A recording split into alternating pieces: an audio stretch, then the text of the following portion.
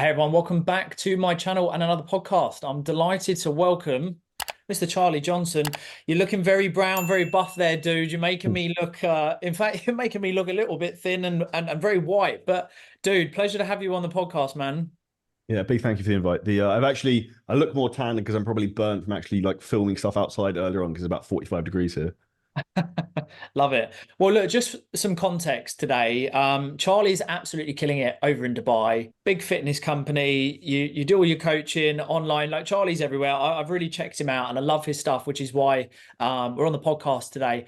We're going to dive into the importance of cash flow, business. Do not bury your head in the sand.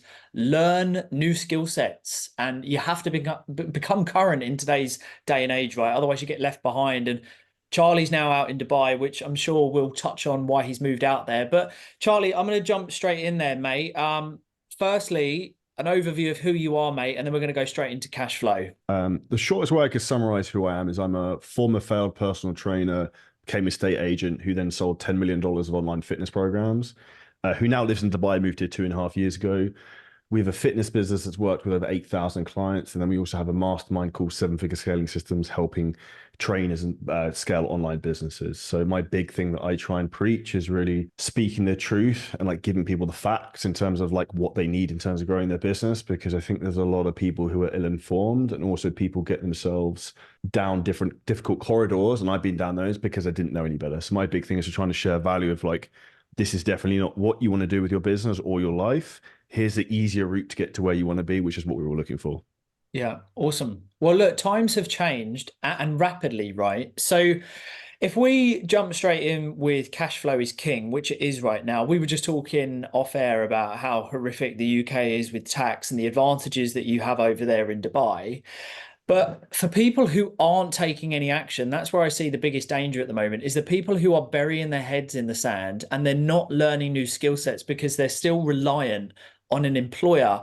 And I'm stressing to everyone that is checking out my content is that that is a dangerous place to be in when we are in a world that is so quick when things are moving, right? And let's face it, you said it in one of your videos, it's becoming harder to compete with people like yourself. I've got a great story to tell. So when I was an estate agent, I used to manage a branch in Walton-on-Thames, I'm sorry. And I worked for a big corporate company that had like 700 staff, maybe actually, I think maybe 2,000, something ridiculous. And the week before Christmas, I had to sack 7 women who worked for this big corporate company because they were like centralizing an admin department. And this is an example where people think they're safe working for a company. You're not, because they can drop you a flick of a hat. And what people are actually like don't understand, they're in for a rude awakening. AI is coming, is replacing people rapidly. Removed 6 people from my business probably last month. We've replaced them with AI chatbots, and we're fully automating parts of our business by getting rid of people. So in my opinion, we're actually going to have a biggest change in like human history in terms of what people do for work, because there's going to be a lot of people who don't have a position anymore because they're being replaced. And that's where people need to understand that you actually need to get almost out of the proverbial matrix and do your own thing and get control, because it is getting harder, because it's more competitive. And also the barrier to entry is starting to get higher. Like in particular, we spoke a bit off air in terms of me being in Dubai gives me an unfair advantage from a tax perspective. These organic social media platforms are cutting reach. So I'm like, people like me can spend money to get traction, to get traffic. If you're new to the game, you don't have money to put into getting people to watch your stuff. So you can't get a footfall. And I think this is where the window of opportunity is closing for anyone listening to this, that you have to take action, do something very quickly. And that's so true. And like it's becoming hyper competitive. You just said it there. And that's why this whole Dubai thing's like really playing around with me at the moment is that I know how much tax I'm paying. And I'm thinking, my God, if that could go into ads, you put yourself in another bracket of where people can't compete. And that I suppose that's the scary thing, right? You mentioned about AI and systems. If we just take it back a notch, we know all this information is publicly out there. We can go and learn about AI. We can go and learn new skill sets. Why do you think people fear taking the action? Because I talk to people all day long, every week about getting out the 9 to 5, starting businesses, working towards a passive lifestyle, a little bit more purpose and fulfillment. But for some reason, there's a want, but then there's taking action and actually doing it. What's the fear? I think the fear is people don't have the actual direct need yet. And what's going to happen is it's going to bite them in the ass probably might be in 6 months, might be in 3 years. Then I think, I should have done something about this. But at that point, it's too late. It's like the person they suddenly wake up and they're 300 pounds overweight. Like that didn't happen overnight, but they were just deluded to the fact that they were getting fat. And it's the same thing of people who are reluctant to understand the world is changing. And that, in my opinion, mainstream society is so manipulated, it's wild, and people can't see it. And I'll give the analogy: when I left my full-time job as an estate agent and I went to work for myself, I suddenly saw how the world really worked. Like, even if you don't have to have this massive business, you don't have to like go and try and take over the world. But when you work for yourself, and even in the UK, the tax benefits are so much better than being an employee because you can expense so much stuff against what you do. And it's even from that perspective, it's wild. So you having actual complete control of your destiny is a big thing that I want. I want two things. I'm a bit of a control freak, and second is to have like complete freedom to do what I want. And if you work for someone else, you never have actual control of your destiny because they could just wake up tomorrow and be like, yeah, we want to automate this entire department and get rid of everyone. Like, when you've actually physically had to fire 6 people who are like middle-aged women with families and they're crying in front of you, and I had to do it because no one else would do it, that's something that really sticks in your mind, that no one is safe. If you've got a job, you're not safe. So, tying in nicely, why do we still hear that saying? Because it irritates the living hell out of me, because the percentage has only dropped down. It's dropped down to 18.4% of businesses fail in the first 2 years because of how low entry everything is, right? Low cost, like startup capital. And in fact, you can sit at home in your pants starting a business. But why do we still hear that narrative of business is risky, a job is safe? Because that's from a different era. And if you look at our parents' generation before the internet, that was insanely risky. If you worked a proper job, you'd have to save up all your life savings. Say you want to go and open a restaurant, you put all your money into this restaurant, you've got to sign a lease, you've got to hire people, you've got to buy food, all this type of licensing, all this type of stuff. Now, like your smartphone, like I make millions of pounds from like my phone essentially. And I started my entire business from an iPhone. Like, this is the freedom we have. It costs nothing to post on social media. It costs nothing to message people on social media. Like, we have all these tools available to us for free. And that's why the actual risk now is much smaller, because the barrier to entry costs nothing essentially. And you've also got an open market in terms of you can sell to anyone in the world. But what people don't understand is that a lot of people, in particular, say like our parents' generation, are stuck in an old mindset and they think a job is security. Whereas in my opinion, a job is just over broke. Like, they keep you part of the system so you make enough money to have like an okay house, you can have an okay marriage, you can have an okay family. But for me, I don't want okay, I want exceptional. And I think that's where people have to they can make two choices. You can either suffer a little bit for the rest of your life, or you can suffer really intensely for maybe a year or two and then do whatever you want for the rest of your life. Yeah, this is what I find fascinating, right? I don't know if you've found this as you've moved more into your business career and your journey and understanding and actually looking back and looking at your journey and thinking, this is what I've done, the discipline, the sacrifices. Have you got to a point, because I have, where I actually think majority of humans are actually quite weak. The fact that you can't apply a little bit of discipline, the fact that you can't say no to things for the long-term gain, and you have to have materialistic things day one, you have to live for the weekend.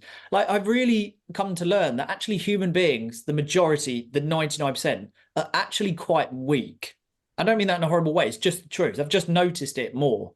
It's a statistical fact, and don't come to Dubai because you'll see this more. If you go to like, I don't really go back to the UK much. I went back last year for a few days because I lost my passport in Las Vegas. It's a long story. It's not as exciting as it sounds. And I remember walking into a Costa Coffee in Nottingham. I looked around and I was like, what the hell is wrong with these people? And that just reaffirmed to me, like, it's the wolves and the sheep. There's like the 99.9% of the population are so manipulated, so blind, and they have no clue what's coming. And you have the very small minority of the people who actually go and do their own thing, want to be successful and control their own future. Like, for example, for me, I would like, if Dubai changed and it started becoming difficult for me from a tax perspective, I can leave. I can go wherever I want. Like, that's what I want, is freedom. And if I decide I don't like this country anymore, I can go somewhere else. If I don't like it there, I can go somewhere else. Whereas too many people are too afraid to make big decisions and big choices. And if people want to be successful, you also won't see anyone who's very successful who's stayed in the same town their entire life. For me, Yeah. like, life is supposed to be an adventure. We go and do all this cool stuff. Like, I was in California last week for 2 weeks, the Maldives 3 weeks ago. Like, doing those cool stuff. And it's, you can do that, but you also have to be willing to pay the price of what it costs to do that. And I'll give a great example. Like, I think as men in particular, I don't know if this resonates, but I feel that men are really looking for approval from their father a lot of time, or to surpass them, is the feeling I have. And I remember the first time my dad ever said he was proud of me, he said, I'm incredibly proud of what you've achieved. It's amazing, but it's cost you a lot. And I was like, that's interesting, because people don't see like what it costs to be successful, but the people who are willing to pay their price, like now, can pay any price later on or the rest of their life. And that's what I find mad is that people are willing to give up, serve, become a part of this system for 30, 40 years, not step outside any comfort zone and push themselves. And this is what I find fascinating about the human sort of, the way that we are, is that I think using the gym is a great example. And I'm sure that you can relate to this, is that, people go in with some loose plan of, I'll do 4 sets of 15 reps. And I do find it fascinating that we'll set 15 reps, but there's another like 10, 12, 15 potential. And you think, but that's the barrier of when you start to break down the fibers, is when you are actually struggling. And majority of people don't want to get to the point of struggle, because then that's the tough stuff. And I do. I find it interesting that we know that we can achieve more. We're fully aware we've got all these resources. We know that we've got to be around good people, but we don't do it. It's odd. Reality is no one has any excuse anymore. You have no excuse you don't have money. You have no excuse you don't have time. Because if you have a job, I had a full-time job as managing a like really professional career as an estate agent, set up a side business, was making $15,000-$20,000 a month. Then I left. I did it at the same time. I was actually competing in bodybuilding shows at the same time as well. It was wild. I look back now and I'm like, how did I do it? But if you want something enough, you figure it out. And the reality is, if you have the want and the drive, you will always be successful. You'll only be successful if you stop. The reality is, most people, the best example of this, we're on a podcast, right? I think Chris Williamson spoke about this. I think for you to be in the top 1% of podcasts in the world, you have to do 22. My fitness podcast has 400 plus episodes. My business podcast is like 100 plus. Yeah. I think I had our 7,000th post on Instagram last week. Like, it takes a while. But it's that front end work. What we're talking about right now is front end work. It's producing something with no certainty that you're going to be paid, but you love doing what it is and that you're going to see it through. And I think now, because of social media, yes, social media is great, but there's also that side where it paints a picture like, oh, well, if I start this tomorrow, I'm going to be paid. And if I'm not, what's the point? And it's like that front end work. I saw that Ice Cube had an interview once, and he said it perfectly, where he was like, and he spoke to the camera and he was like, if you're thinking about starting a business, don't think you're going to earn any money for the first 5 years. And it's so true. For those first like 2, 3, 4, 5 years, it's just graft, and it's an obsession, right? And I think what you have to understand is that if you have a strong enough why and a strong enough drive of what you want to achieve, you'll do whatever it takes. Like, I literally don't care. Like, if I had to stay in this room for the next 3 months and I wasn't allowed to leave and then I would achieve my goals, I do it. I literally don't care. I'll give you an example. We're working with a YouTube expert, and he's like, you're literally retarded. Because I was like to him, I was like, well, we just make 30 videos in 30 days. I was like, I'll do it. Like, so we did it. And then I was like, can we just do that again? Because surely, like, he showed me some charts in terms of like people with 1 million plus YouTube videos, 1 million subs had the most YouTube videos. I was like, well, let's just make more videos. Like, that wasn't the best thing to do in that scenario, but an example in terms of like, I don't care that in terms of, if I do a lot of volume of something, I get better at the skill. And the problem is that why people are listening to this, why you suck at things, you've done it once and you're wondering why it doesn't work. Like, I was really introverted and shy when I first spoke on camera. I first spoke on a podcast in my little wooden shed in Surrey. And I was like, this is really weird. And the podcast episode is terrible. And if I listen to them now, it's cringe. But you get better because you do more of it. And no one listens or watches the first things. It takes a while for anyone to really care who you are. I love it, mate. I'm right there with you. I've said this so many times where people have said, well, Aaron, at what point would you say no? And I'm like, I wouldn't, because if you turn around to me now and said, Aaron, you're not to go on holiday for the next 3, 4, 5 years, you're just a graft, but you'll get the success that you want in 3, 4, 5 years, I won't go on holiday. If someone said to me, you've got to work from home for the next 5 years, I will work from home for the next 5 years, because my level of sacrifice is so much above the average person, just as you were saying. And I think that's where I would never say it's a screw loose, because I see that as a good thing, right? We're not conforming to a norm.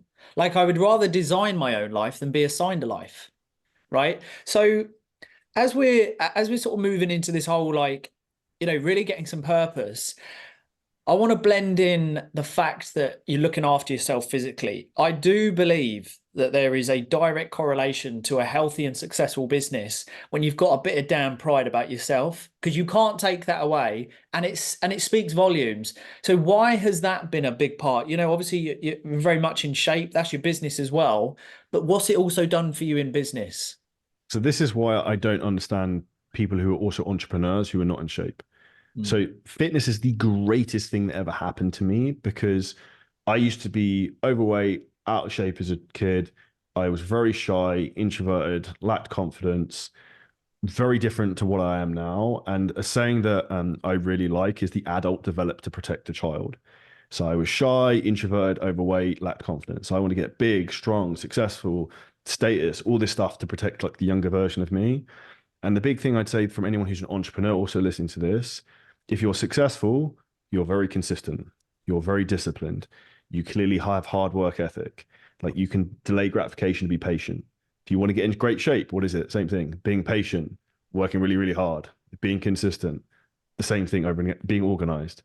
And the two things marry together. And it's really stood out to me. I've been to a few business events in the US the last few months that I'm obviously from a fitness background and spend a lot of people who are in very good shape. I go to these business events and guys flock around me because they see you as like the big guy who's in good shape and they automatically gravitate to you because it's almost like a tribal effect of like he's the leader because he's the one who's in like athletically in shape. And that automatically puts you in a position of power, regardless of whoever you are. And I would never employ anyone who's overweight or fat. Automatically, I will like, whether it likes or not, look down on you because you don't have the ability to look after your own health, you don't have discipline, and you clearly lack commitment. So I find it difficult to respect you, and I wouldn't work with you if you don't have control of those things. Yeah. Do you think people will eventually outperform? Because I do, Chris Williams is a great advocate for Mm. it, and having Alex Mosey and all these people out there, where we're talking about fitness a lot more, I do feel that and I actually think you can see more people starting to get in the gym and starting to work out. And especially with social media, I feel that, whether it's healthy or unhealthy, but more people are in the gym, right? I do feel that we're seeing it. But when it transfer into business, I do feel that your business will benefit if you are well structured, well routined with like what I call like your health pension, Mm. right? It always fascinates me that one of the most asked questions on Google is how to make more money, but yet you can guarantee 80% of those people that are searching that are overweight and they're not living a healthy life, which is like, so why do you want to invest for the next 25 years? Your cholesterol and your heart, your blood pressure is going to get you before you can redeem your investment. So do you think that just a business owner can have that much more success than say an unhealthy person? I would say the biggest lesson I probably learned in business in the last 6 to 12 months, in particular, helping a lot of, I would say, even young entrepreneurs, 25 to 40, is business is a reflection of the CEO or the owner. So if you're someone who has super strong discipline, like a nuclear reactor drive inside of you, and like you're willing to do whatever it takes, you will be incredibly successful. And if you're someone who is emotionally weak, you're up and down, and you lack stability, those are often the people I see who are very weak physically. Because for me, like fitness is the foundation of my life. Because for me to perform at peak capacity physically and mentally in my business, I have to be incredibly fit and incredibly strong and keep myself in the optimal state so I can have high energy output. Like we actually are human beings and we can't just run on like caffeine and stimulants. So for people to understand who are listening to this, if you get in better shape, you can be more productive, you can think clearer, make better decisions, you will make way more money. And for me, one of the best things I actually use exercise for is often changing my physical state. Rightly or wrongly, I often wake up in the morning, I'm in an inherently bad mood. I have no reason to be in a bad mood, but I'm just grumpy sometimes. So like for me to work out, I train, lift weights, and I feel awesome afterwards. My like adrenaline's high, dopamine's up. I feel like I could like take over the world. That for me is like how I physically reset myself every day.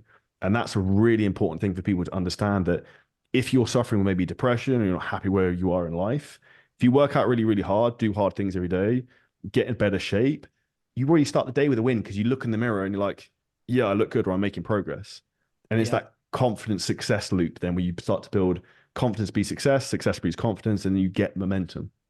It's interesting because I think you have to rewire yourself. Like self-belief, that's normally that sort of drips down from your parents, what your parents have done, the school that you went to. Like you kind of determine you limit yourself, I think, at a younger age. One, by the people that you hang around with. Two, what they've been able to achieve. So there's like this limitation already set in place. And it's funny you say about like the caffeine and stuff like this. I did like this breakdown of why we're in a world of like casual anxiety, and it's super simple to understand, but yet so many don't change these patterns, which again, I find interesting that we don't change the basics. Is that casual anxiety, like everyone's got anxiety now, right? Wake up in the morning, most people aren't even saying hello to their partner, they're scrolling on social media. Then they're stimulating themselves with caffeine. They're not even going to the gym to burn it off. Then they go to a job that they don't particularly like. Then they come home and then, like they sort of watch Netflix, slob about, they don't even train, and they can't quite figure out why their life is so miserable. These changes, like, what would you advise, or how do you speak to people when changing habits? Because I think the change is quite simplistic, but again, we don't do it. This podcast was sponsored by the employment breakout program, How to Fire Your Boss and Replace Your Income. If you want a life of purpose, one with time freedom and financial stability, head to the description below where you can join a free introduction webinar to learn how business could change your life. I think people need a route. Like, unfortunate as it is, most people don't have the willingness to change unless something bad happens to them. Their Yeah. partner leaves them, they get a health scare, and then they suddenly look internally at themselves and think, like, what the hell have I done? Or what am I doing? And I actually think this is where we live in such a sugar-coated soft world now where people actually aren't brutally honest with people, and people get out of shape and no one says anything. And I'll give this is a bit of an off-topic example. A trainer who is on our mastermind, who helped grow his fitness business, he was in okay shape. I said to him, dude, look, if you get in really, really good shape, your business will double. His business is fucking exploded because he got in great shape, spent 8 to 10 weeks like training, dieting properly. He's now like, thank you so much for saying that to me because that's changed my life. Yeah. Because sometimes we just need someone to call us out on our own bullshit. And that's like ourselves included. Like I tell myself a lie on certain things sometimes where I have to really hold myself accountable. And to give a good example, I'm like a fairly extreme diet at the moment till I go to Spain the start of June. And my version of being like lax on a diet is probably different than most. But to the point where I've had to print out, put my fridge, a tick list of every day I'm ticking, have I stuck to my nutrition like 100% to the gram? Have I done my cardio and then my body weight? So like every day I'm ticking it off. And this is what's wild I've noticed. It's now just second nature. I don't even look at other food. Whereas like 2 weeks ago, this was hard because what people don't understand is that motivation keeps you going at the beginning, but motivation wanes. Discipline is hard at the beginning, but discipline gets easier over time because it becomes a habit and it becomes a new normal. This is what I find just really interesting is just this like change of habits.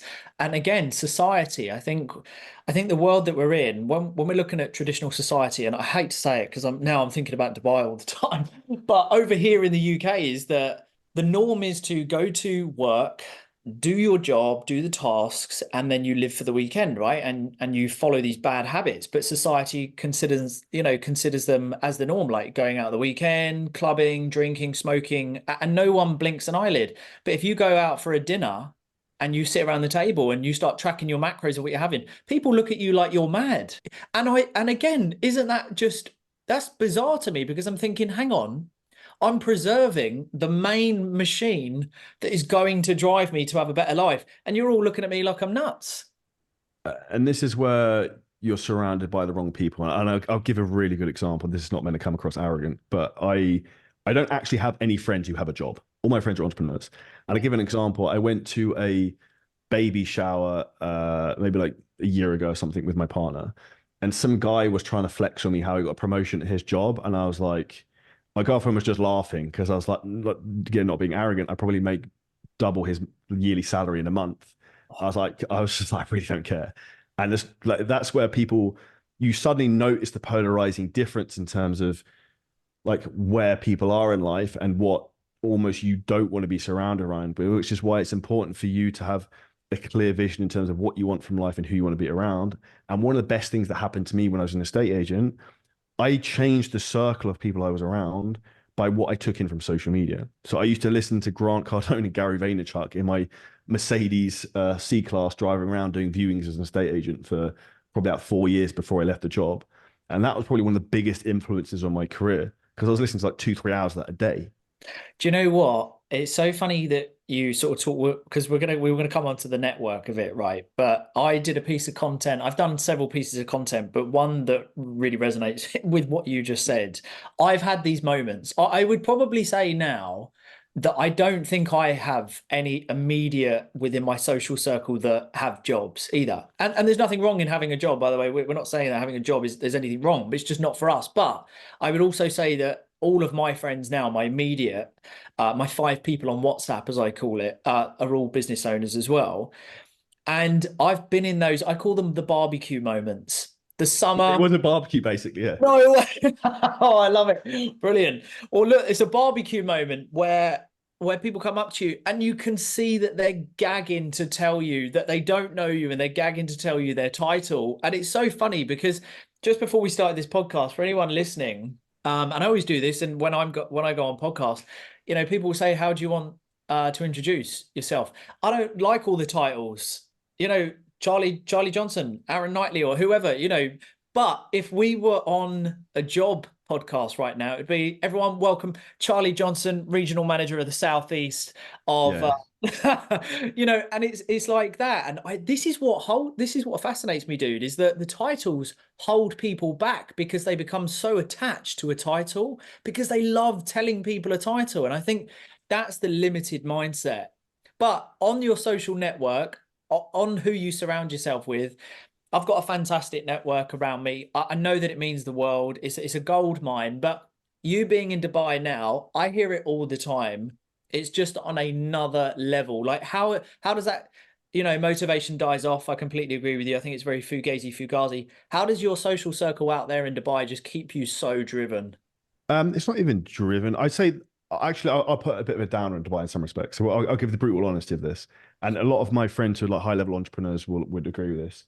And I only really discovered they felt the same as I went to a mastermind event in Paris, and 3 of us were talking and we were like, yeah, Dubai really stresses me out because it's like dopamine overload, like supercars, there's all these big buildings, it's like hustle, hustle, hustle all the time. It's amazing, but you also have to like, it's a blessing and a curse at the same time. Like I grew up in fields in a rural village in Surrey, right? So it's very different. Um, but in terms of like the benefits of it, I was actually thinking about this a minute ago. Probably the last 5 people I've done interviews with on my podcast are worth 9 figures. So like the Yeah. people I spend a lot of time with are like way more successful than me. And I'm like picking their brain, like, how do you think? How do you make decisions? And then even to give an example, like the other week, I'd met up for a friend for coffee literally downstairs in my building. And then another one of our friends turned up, and another one of our friends turned up. And by the end, it was like 6 of us there who were like 7 multi 8 figure businesses just talking throwing business ideas around. It's almost like a mastermind just off the cuff while we're sitting there having a coffee. And you get so many ideas from different industries. And this is where you get ahead really quickly. And this is just the network, let alone like the introductions you can get from a social media point of view and anyone who's in that background. So it can get you ahead very quickly. And I'd say the advantage is also that it's condensed. Everything in Dubai is like 30 minutes away. Whereas to give an example, when I was in Los Angeles, I did a podcast and drove from Orange County to somewhere in LA. It took me 90 minutes each way, which Mm, is very unproductive. yeah. Yeah, because time is of the essence. Mm.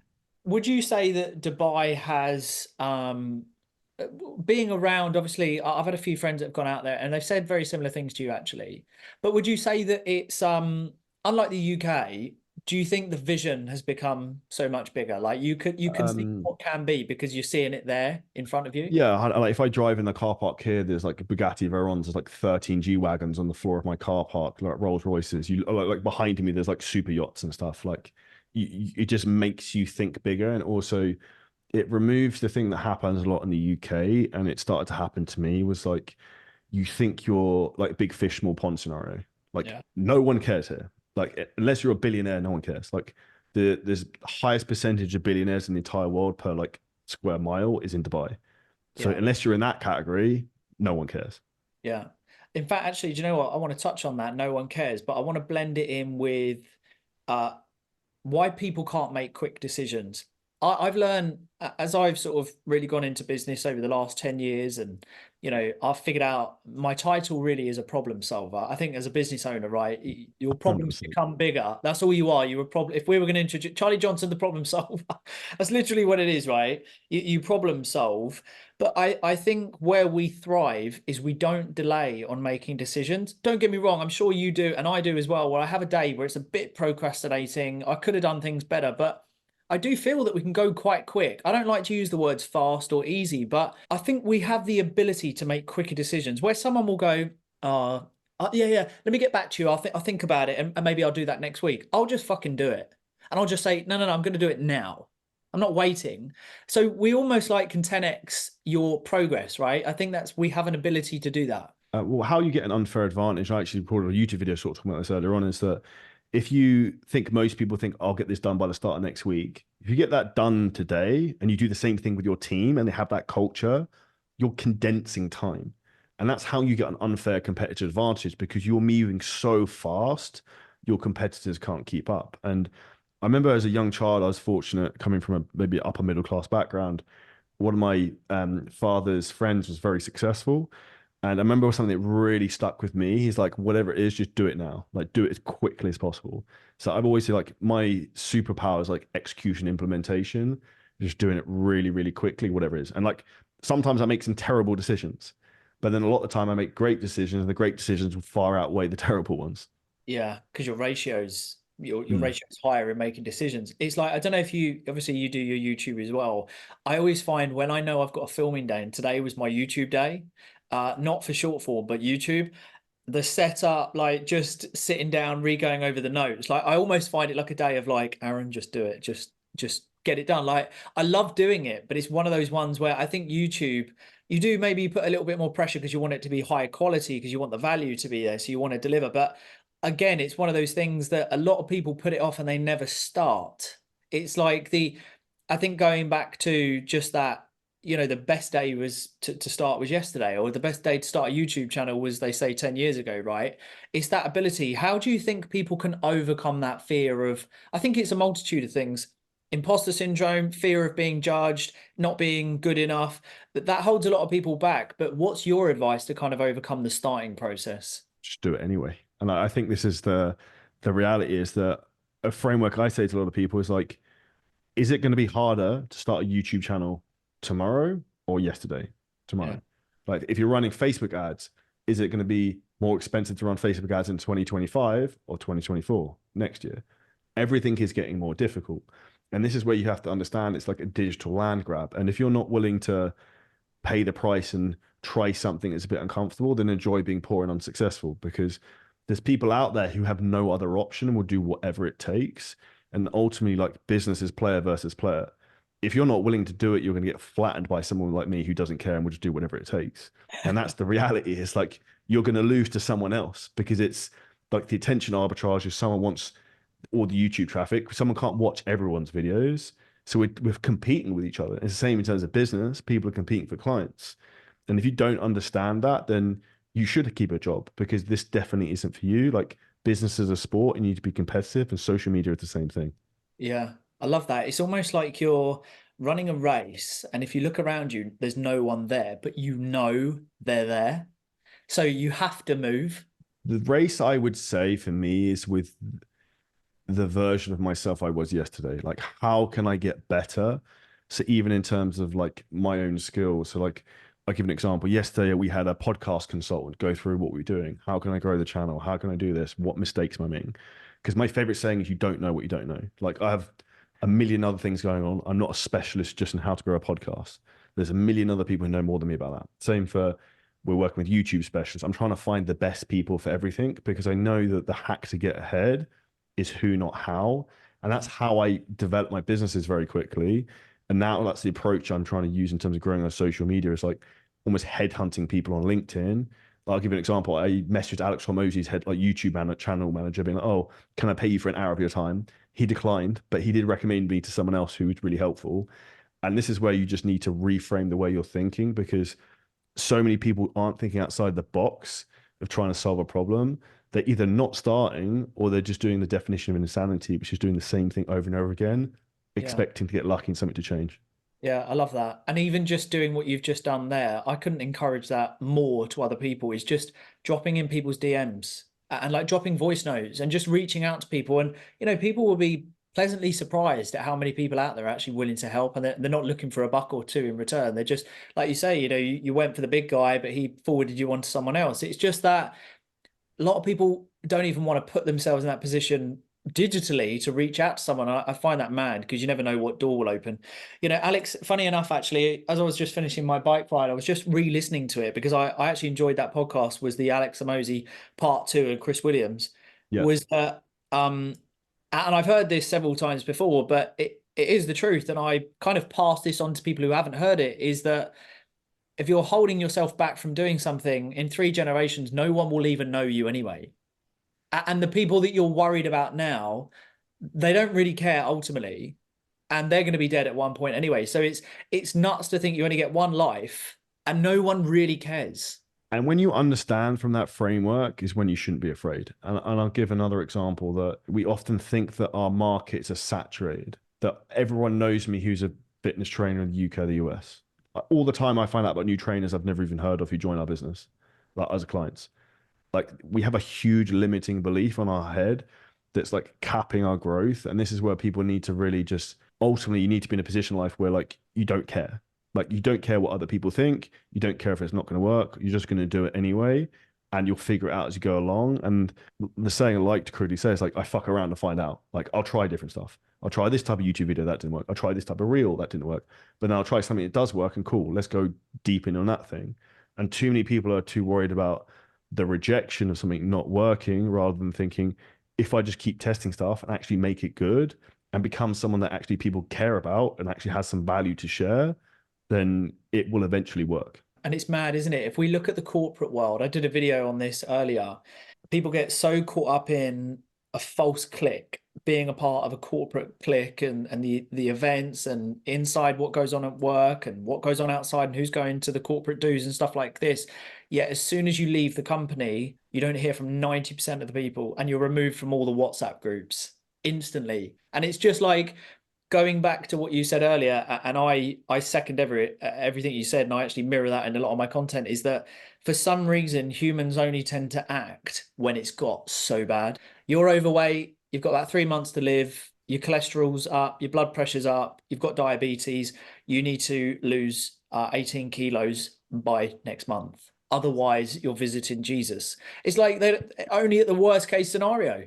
I'll ask you, Aaron, why do you think that is? I think if we go back, I think people want to be a part of something. I think people are afraid to be alone. I truly believe people are afraid to be a lone wolf for a period of time until they find themselves. I don't think people know themselves. I would agree. And I would say if you're a man, I don't think men under 28, 30 should maybe get married because I don't think they know themselves yet, is my opinion. And I think what people end up doing is they lower their standards in life. And their standards are so low because the bar around them is so low, is they don't actually ever become like great or exceptional. And for you to be exceptional, you also have to understand that for a lot of time you're going to be the exception. You're going Yeah. to be different than everybody else around you. I spent a long time when I was growing my business, say from making 10K a month and leave my job as a estate agent to whatever I'm doing now, like alone and very lonely in some respect because nobody understood what I was trying to do. My parents, my partner, my friends, to the point where they were literally saying to me, like, they would say to my partner at the time, like, who does Charlie think he is? What does he think he's doing? Why is he not hanging around with us? Because I had a mission of what I wanted to do. And the way I'd frame that with everyone is that people used to ask me, like, why are you doing that? Why are you taking these photos? Why are you making this content? Now people ask me, how have you done this? Oh yes, I've been there before. In fact, that still happens a lot, is that people that I distance myself from who were very much pointing the finger back in the day. I even cut off family members, close family members that I grew up with, just because there was so much judging throughout the process. And then when the process started to come to fruition, it was like, do you know what? Fuck you, actually. And that kind of really highlighted itself. And I suppose that's the other thing, is like, I don't know about you, but I definitely get this side from my dad, is that I've learned how to compartmentalize quite well and deal with things when it needs to be dealt with. And also now my skin's pretty thick. I ignore the outside noise and I focus on one thing, and I'm very good at putting distractions aside. Is that similar to yourself? Yeah, I'd say I have a very blinkered approach where respectfully, like, I don't care. Like, this is what I'm doing, this is what's happening. Like, everyone can get out of my way because I'm doing this. And like, you either come along for the ride and you can jump on the boat, or like you can jump off because it's going like whether you like it or not, and there's nothing that's going to slow me down. I think a lot of people, and that's a skill of leadership. So anyone has a business as a team, those type of people will literally like my team would jump off the balcony behind me if I asked, because they're like, how do you want me to jump off? Front flip, back flip, like whatever, because they're so bought in and see that I have the drive and where I want to take what we're doing. And I think the big problem is a lot of people don't have a clear vision of what they want to do. They don't understand why they want to do it. They don't understand who they want to help. So they don't actually almost have a purpose in life. And my point that I feel is very true is that as a man in particular, I'm only really happy when I feel like I'm progressing. That's what gives me fulfillment. Like I'm not necessarily a big believer in happiness. I think for me, fulfillment gives me happiness if I feel like I'm improving and progressing. And I also think for anyone listening to this who's also an entrepreneur, you probably spend 50% of the time thinking the world's coming to an end, probably 40% of the time thinking like this is going okay, but I'm really frustrated because it's not growing. 5% of the time it's like literally I just want to shut this down, I want to get a job again. And then 5% of the time you're probably like, this is awesome, I'm crushing it. And you just Yeah. have to get used to that's okay. Yeah, and it's playing these scenarios out that never happen, and that leads to this procrastination, and then again we go back to bad habits. Like you get yourself, I think sometimes people don't realize they are their worst own enemy. But again, when people say to me, Charlie, Aaron, I want to start a business or I want to get out my job, I've got money in the bank. What's the first thing I should invest in? Like most recently, I had a couple of guys on my TikTok live stream. I do like a big educational live every day, and people will say, I've got 2K or I've got 20K, what to invest in? And I'm like, you haven't, have you got an emergency fund? Like, stop thinking that investing is going to give you some financial freedom. It's like, one, get around business owners who are going to constantly, fill you up with information and knowledge and for like inspiration, and then learn a new skill set and stick at it until you pass 100 grand. Like stick at one thing for a long period of time and go through a load of shit that the average person won't do. And what would for anyone watching now, as we sort of like lead this to the end, and by the way, I've loved this podcast, like it gives me a buzz when when talking like this. For those that are watching that are they're listening, so we've got the listening attention, but they're sitting on the fence, and we all know sitting on a fence hurts your ass. But what would your advice be to really urge someone to understand opportunities now? Resources are free to start, but my God, you're going to have to earn some cash to stay ahead of the game, because that's what I truly believe that. The biggest regret I have is I didn't start sooner. And you have to understand that you have to jump in now with both feet. And I'll give a really good example. I actually had a pep talk with one of our sales guys today. We have a low ticket program for beginners who want to launch a fitness program. And it's actually really cheap because we're undercutting our competitors. I don't even care about making money from it because the program's really good. It helps people. And people weren't willing to spend £497 a month to start building their business. I literally said to them, I was like, look, if these people aren't willing to spend that, then I would politely tell them to go fuck themselves, because the reality is business is hard. If you don't have the ability to be resourceful and find £497 for someone to teach you how to create financial freedom doing what you love, you don't want this enough. Yeah. So like you should stay in your job. You should definitely not have a coaching business. This is definitely not for you. And that's what I'd say to anyone listening to this, that it is very difficult. The beginning is very, very hard. But the reality is that it gets easier the better you get and the longer you do it. So the point that it's difficult is at the start. And that's why you need people to also help you, because people don't understand that the hardest part of the whole process is the beginning. It's actually making the decision of manning up to be like, yes, I'm going to build a business. Yes, I'm going to go in and we'll do these things. And in particular, if you're going to work with someone who's going to help you do that, the reality is it then gets easier when someone's helping you because you know how to do it, when to do it, and what to do. The hardest part is the mind games people play spinning around in their head. I'm going to start this business. I'm going to start this business for 3 years. And they tell their partner this, and then they're like, but over and over again, they're like, oh yeah, sure, honey. And you're that person. You just Yeah. procrastinate. Oh yeah, and they're the worst. It's like when someone. That's why I say have a bit of self mastery. Like that Bedros Koulian talks about. So I love his podcast, and the whole when people are escaping their 9 to 5, the first thing I tell people: do not go telling people that you've got this big business plan, because in 6 months' time, if you don't action that, and they go, "Did you start your business?" and you go, "No," you are, like you said, you're that guy. You're the guy that had all the big plans. It's funny actually, because I've got a couple of programs as well, and I say they're less than a washing machine. but they do what they say on the tin. And I have no interest, just very similar like you. It's not a massive financial gain to me, but it's less than the washing machine, over delivered in value.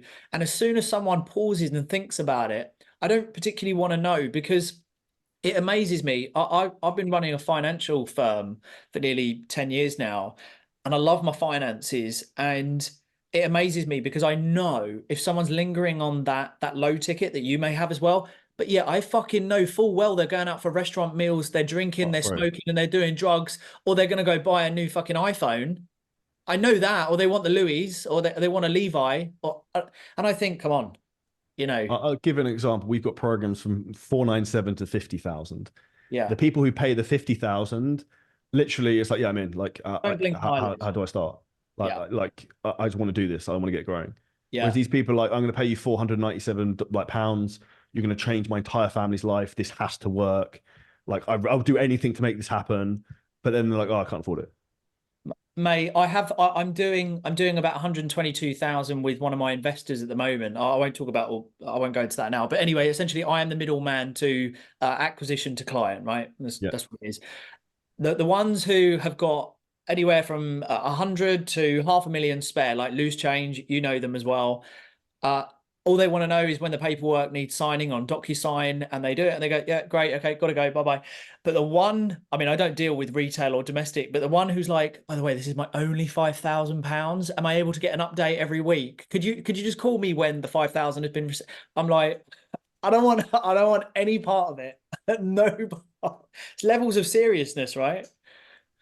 Yeah, and ultimately, you don't want responsibility for other people's incompetence Yeah, because that's ultimately what happens. And it's at that point, I also think this is very powerful as an entrepreneur that I've given people all their money back where I'm like, I just don't want to work with you because you're just not a good fit for us and you're respectfully annoying and needy and this is not for you.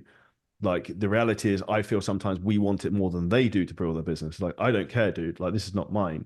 Like, this is your business. We'll help you do it, but I shouldn't have to like drive you to run your own business. dude, this week I gave back 2 refunds because I just decided I sat down of an evening and I just looked through the application and I just went, I saw one of the replies and what they're looking for, and I thought, I'm out.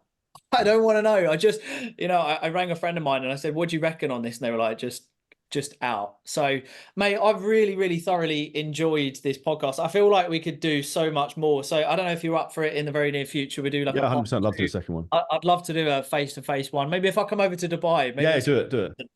let's sort out a studio and we'll do it. Charlie, just if anyone wants to sort of poke their head in, find a little bit more about you, mate, where's the best place for them to go and have a Um, little? the best thing to do is if you check out our Instagram is at Charlie Johnson Fitness. We have a YouTube channel, which Charlie Johnson Scaling Systems, and then we have a podcast which is called the Physically Jacked and Financially Stacked podcast because I like being big and strong and also making money. So it's humorous. So just go check us out there. We've got loads of content for anyone who wants to build a business. And also I'd say build their mindset. It's a big thing I like to talk about. Amazing. I'll put it all in the description, dude. But look, until part two, mate, I can't thank you enough. I Big thank love you. this. I always get a good buzz, and I feel like now I'm ready to go and do a load more actually after the school run that is. But yeah, dude, thanks so much, and everyone who has watched, I hope you enjoyed it. Loads of value there. We'll see you all soon.